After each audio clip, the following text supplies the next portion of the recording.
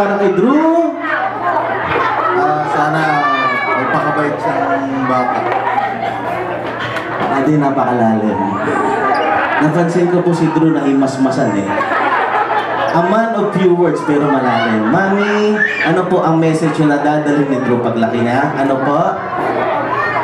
Sana maging healthy siya, malayo sa anumang